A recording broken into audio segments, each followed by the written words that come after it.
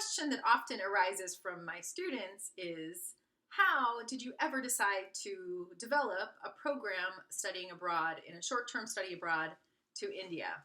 Well, when I first started working at Carthage, I knew that there was an emphasis put on bringing students overseas and developing their skills in being able to live and travel amongst people of different cultures.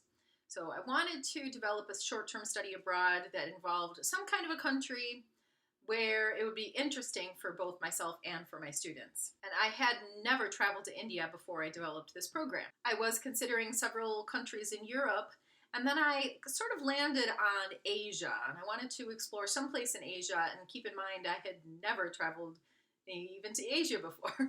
At the time, my sister was a professor in a university in Bangladesh, at the Asian University for Women in Chittagong, Bangladesh. And so my first thought was, maybe I'll travel to Bangladesh. I will have a connection with the college there. It might be easy to hook up with a professor who studies the kinds of things that I'm interested in, some kind of biological or healthcare, something like that. But the more I looked around and kind of studied on what Bangladesh was about, to be honest, it didn't seem particularly tourist friendly. So then I looked to Bangladesh's neighbor, India, which is pretty tourist friendly. It's still a challenging place, I think, to travel in, but it is a tourist friendly place, and there's plenty of things to see there, plenty of historical aspects and lots of cultural aspects that we would be quite interested in, without it being quite as, I would say, what looks to be pretty conservative and very crowded in Bangladesh. These things still exist in India, but much more toned down as far as I can tell. I've never been to Bangladesh yet, but comparing the two countries from a distance, it seemed that way to me. India seemed a little bit more friendly to travel in. I also had the confluence with another series of events, which was that a friend hooked me up with a physician in Mumbai.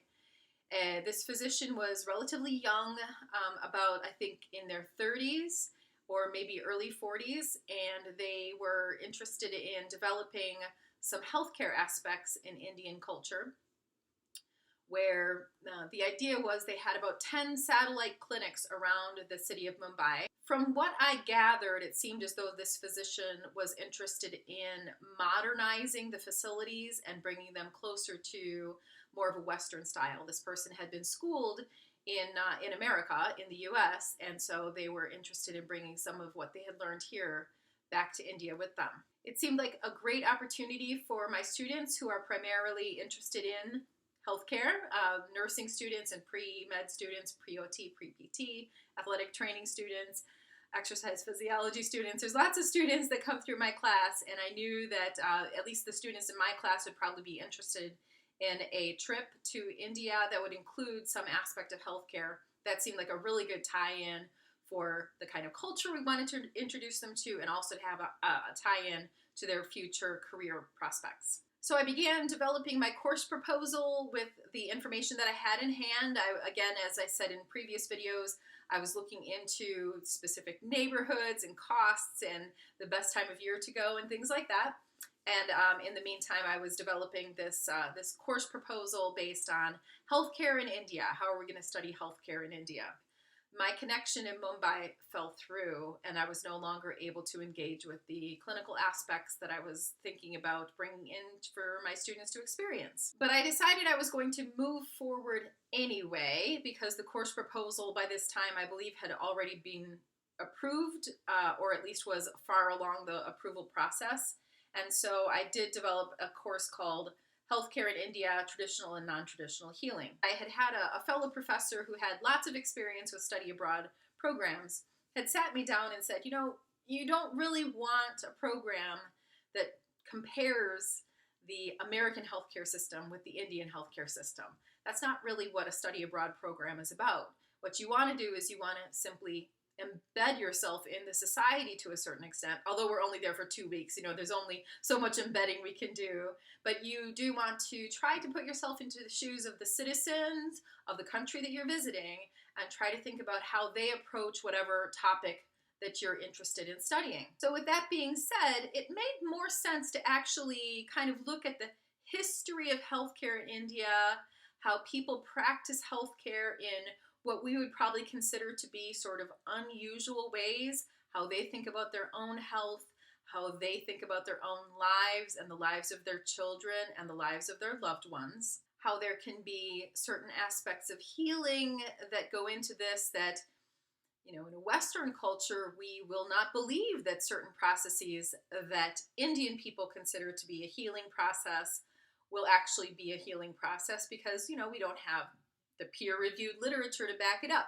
However, there are healers in India who truly do believe in these things, and pretty much every Indian person I know may engage with some kind of Western medicine, but also oftentimes will also indulge in some kind of more traditional Indian healthcare practices. And students are really interested in that. Now, every student who comes on my program does have to develop their own small research program, and as part of this, they have to interview at least one Indian denizen and include that in their final paper for the class. And they're really into the healing process and getting into the minds of Indian people. For example, if a student is interested in pharmaceuticals and medicines, they might look into the spice culture, maybe specific spices or maybe healing oils, something like that. It kind of doesn't really matter in some ways. I wonder if I'm saying something super scandalous. I think that it really just matters what people are doing. That's what we're interested in. What are people doing? What are people practicing in their day-to-day lives? What do they believe is a healing process? Not necessarily supported by, peer-reviewed papers and Q1 journals. We're not really engaging with that level of the study. What we're trying to see is, what do Indian people think? What do they believe? What are they interested in? My students haven't gone to the point of saying, like, well, when you bathe in the Ganges River, which is considered a god, when you bathe in the Ganges River, is it really healing, or is it actually a super polluted river? And I haven't had a student yet who was looking into that particular question, but that could be an interesting one. There are many people who think that daily bathing in the Ganges River is going to have healing properties, and whether it does or not, I'm not entirely sure that's the point. I'm not entirely sure. For now, I'm just sort of interested in, what are they doing? What do they think? What is their thought process along this? It's not really our job to come along and say, no, this isn't healthy. That's not really what it's about. Indian people will laugh at us a little bit because we won't set foot in the Ganges River. Although it has been a little bit more challenging to develop the projects as we've gone along, that challenge, of course, helps the creative process, having these parameters in place that say, well, we're not really going to be visiting these hospitals that we originally thought we were. We have to look at other ways. It's actually really opened up lots of avenues that I hadn't even considered. It's been a really good learning process for me and for the students. We do have currently one hospital that we volunteer at, although we haven't been back since the pandemic, so I'm not sure how much volunteerism we're going to be allowed to do. Many people in India are still pretty nervous about the pandemic, so we'll see how that goes. And we are working all the time to try to get into another system and try to give students a little bit more of, to see what hospitals are about and so on. And we have some ideas about that. But it is hard to penetrate the Indian healthcare system. I think that most of the places that we kind of consider to be like, oh, okay, this is a tradition, this is what we consider to be a hospital. A lot of those are government run, and you need specific permission from the government in order to engage with these programs. So we'll see how far we get with getting that permission and down the line being able to make some of these visits. But so far, to be honest, students haven't been particularly interested in visiting hospitals as much as they are, kind of what I'm talking about, looking into Ayurvedic medicine and yoga and meditation and looking into things that Indian people day to day are practicing, actually. Well, the cultural experiences since we've started going to India have been incredible. Of course, all the festivals and the holy sites that we're able to visit, the clothing that we get to wear, the food we get to eat, the history we engage with, and of course the wonderful, wonderful Indian people that make all of these visits so incredibly rewarding.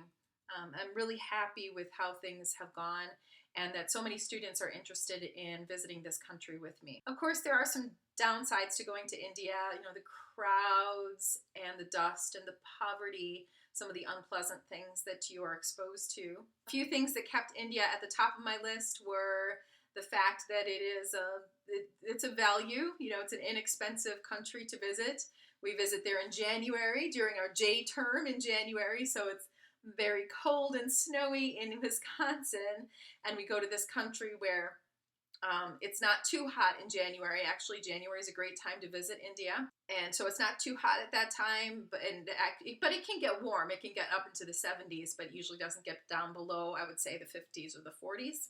Many people speak English there. India is a very tourist-friendly country. And for many students, for many people, India is a bucket list country. So I'm happy to do my part and bring students along on this short-term study abroad that has been so expansive in my own cultural development and in the cultural development of my students.